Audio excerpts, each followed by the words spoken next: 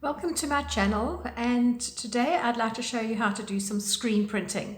So I'm going to be printing on fabric, and I have here some white cotton, and with the cotton material it's always a good idea to wash it just in cold water before you start. Let it dry, maybe give it a press if necessary, and that's simply to get rid of any size or that starchy finish that's on the fabric, because that will stop your screen printing inks or your fabric paints, which I'm going to be using blue.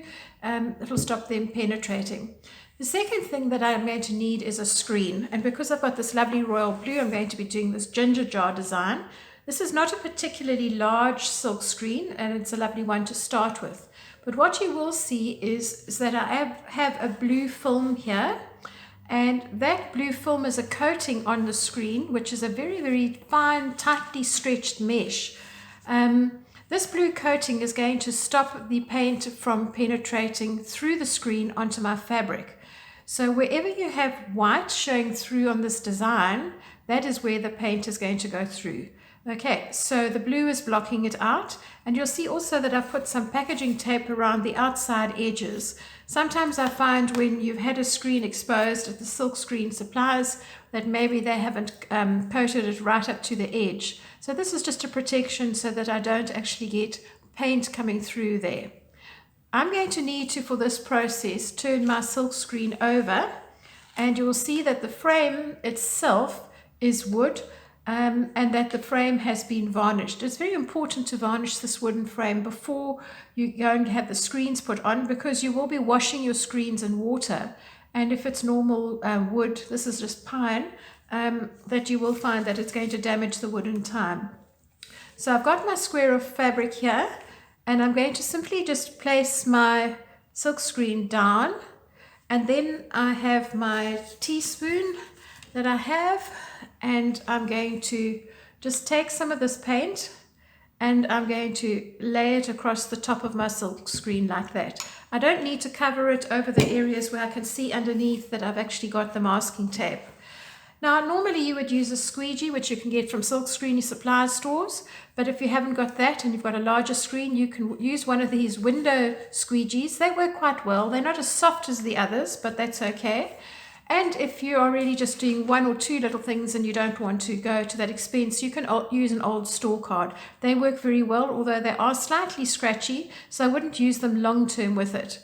And when you're silk screening, you want to use this at a 45-degree angle, so that that angle is what you're going to be pulling the paint across your screen with. So I'm now going to put my card over the paint, and I'm going to just drag it towards me at a 45-degree angle. Having got to the end, I'm going to tap off that excess, and I'm going to come to the top and drag this down. If you have a larger squeegee, it will do this all at once, but it's not serious in this print. I want to be able to see at this stage that all the white areas of my SILKSCREEN have been coated, and to remove any thick areas if I've got a line going through that. Now, the next thing is to make sure that you hold your fabric while you lift the screen, and I normally lift it from one side to the other, and there we have it, one beautiful design.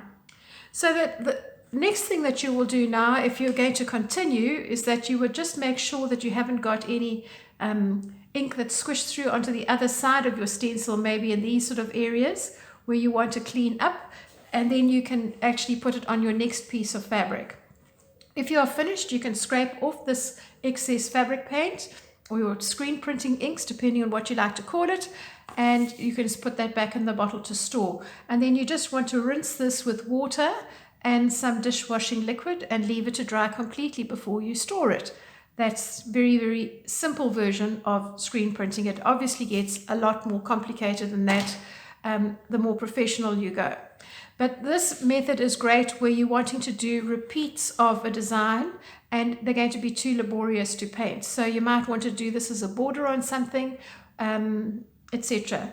It's not effective if you're only going to do one design and that's going to be it, because often the cost of having your screen exposed will outweigh the actual value of the article that you're making. So you need to bear that in mind. But I will show you a way that you can use a blank screen and other methods to create your own designs. So look out for that in my next playlist.